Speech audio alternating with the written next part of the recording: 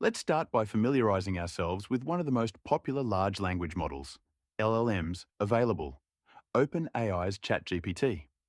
Once you log in, either with a new user ID or through your Google ID, you'll be greeted with a screen that looks similar to this.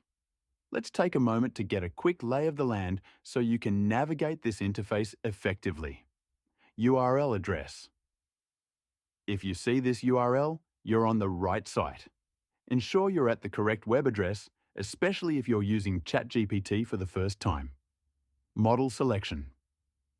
In the middle of the interface, you'll notice the Model Selection drop-down.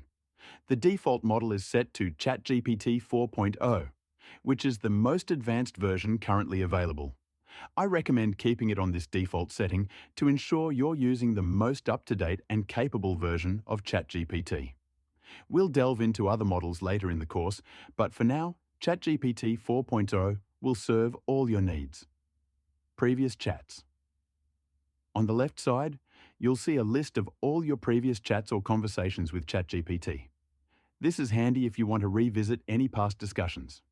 However, my recommendation is to start a new conversation, especially if your previous chat was long.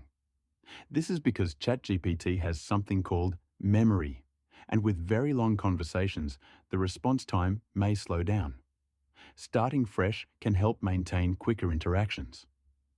Your ID. In the top right corner, you'll see your ID, which indicates the account you're logged in with. This is where you can manage your account settings or log out when you're done. Message ChatGPT. And finally, the most important section, Message ChatGPT.